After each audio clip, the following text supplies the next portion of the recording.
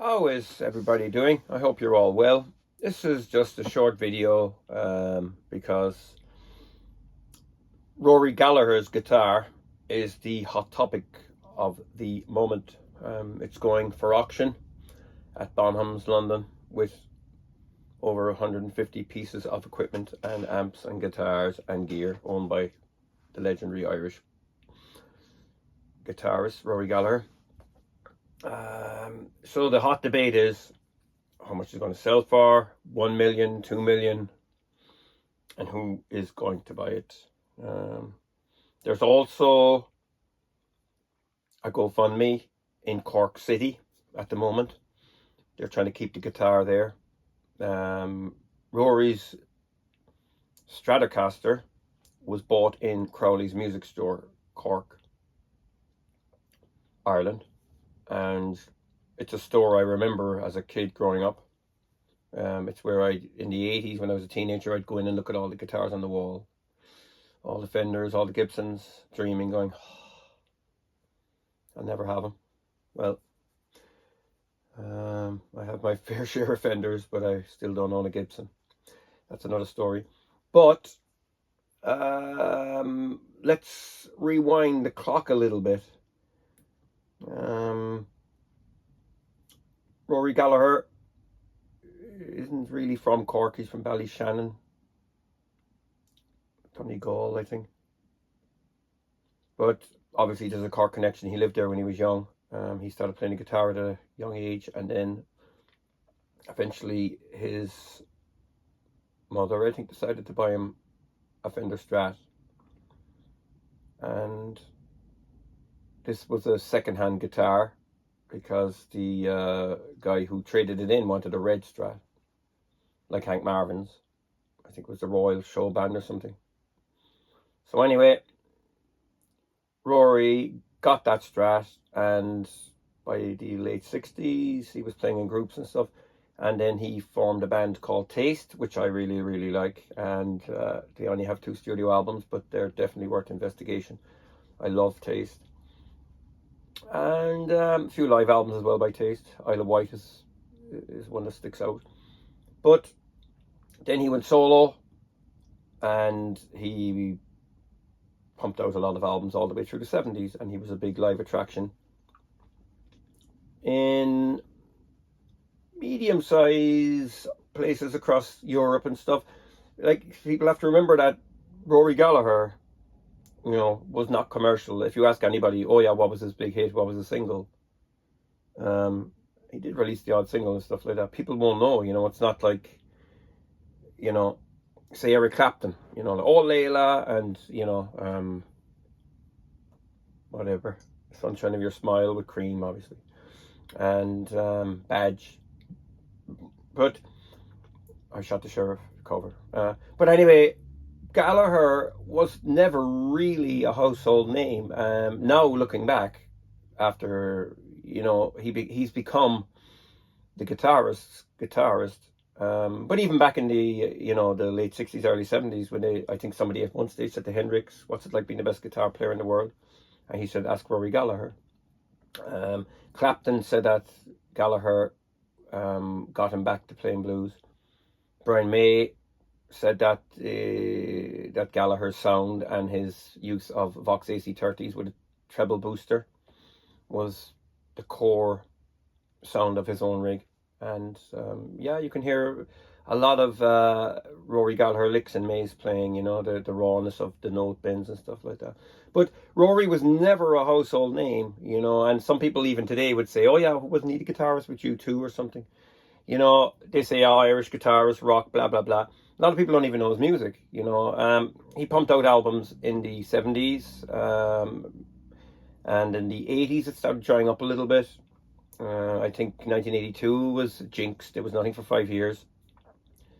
I think the Fender came out in 87. He was back touring and stuff like that. But he had, I think he had issues with alcohol and stuff like that, sadly. And 1990, I think he brought out Fresh Evidence, which is another great album. I mean, I have all his stuff, but I only got into him in the last 5 or 6 years. I was working with a guy who was obsessed with Rory, and I ended up buying all the albums in the end, and I read a few books and stuff, and Yeah, really good music. But you know, again, I'm not saying he's not commercial, like, but you know, he doesn't have albums the way like J.J. Cale or Clapton has albums. You know, it's mainly blues based. You know, it's all about the, you know. But Rory was big into blues. You know, that's his thing. You know, when he plays acoustic blues, that's where he really, that's the real core sound. But his electric playing is again fantastic. But you know, he's not as famous as Jimi Hendrix, not as famous as Clapton. He's not as famous as all those, you know, main guy Jimmy Page. He's not as famous as those. But no, because you know he died in 1995 after complications from an operation involving a liver transplant. Now he's become, you know, larger than ever. You know what I mean?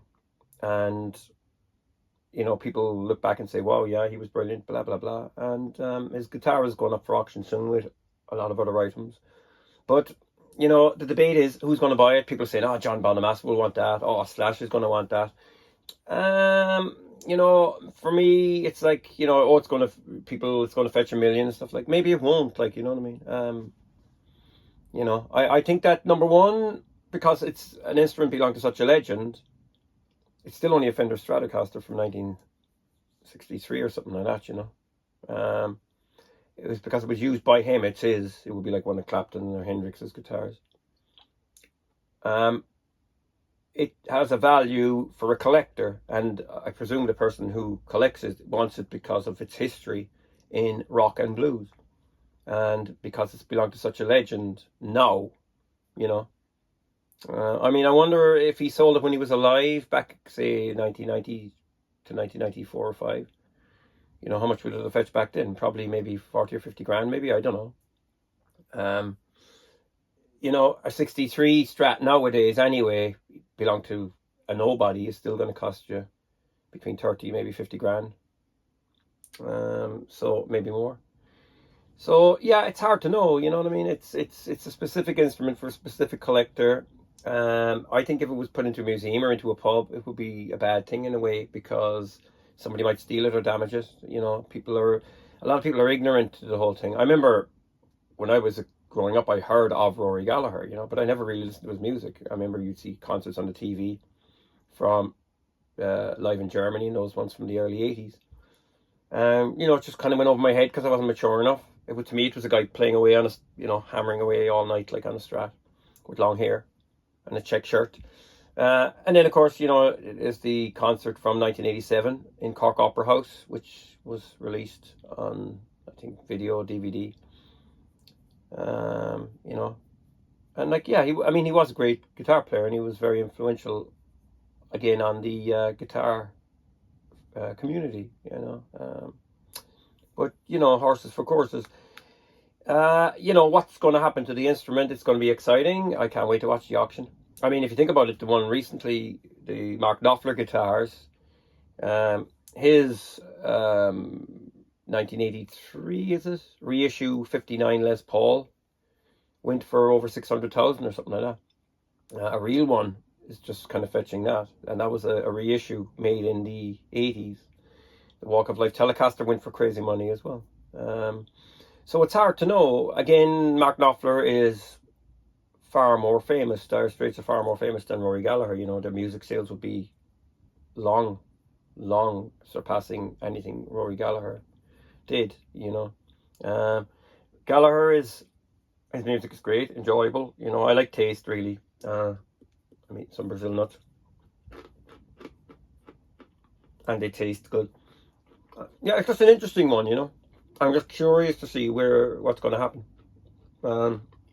So it might be a big disappointment, but other than that, it's still exciting, and hopefully it'll get people thinking about guitar and stuff like that, you know, and get people to get off the internet and get back playing and stuff like that, and, you know, do something meaningful. Tweeting is probably meaningful to some people, but yeah. So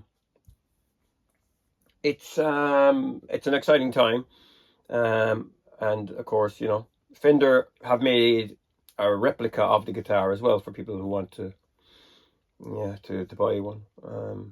But for me personally, you know, if I saw that guitar, I don't think I would. I don't think I would be worthy to actually play it, and I'm kind of not interested in that kind of thing. You know, I wouldn't stand in a room with that guitar and play it just because he did. That was his instrument, and he played that till he died. And you know, that was his main guitar. But he played lots of guitars. You know, he'd Telecasters and he'd different Strats, and he played lots of different types of guitars in the studio, Fender leads and all those kind of things, and really cheap stuff. He loved cheap guitars. He loved modifying cheap guitars. Rory was modifying guitars before anybody else, before it became a thing. Yeah. So yeah, it's kind of, you know, like I said, it's. I hope it goes into the hands of a collector that's gonna, you know,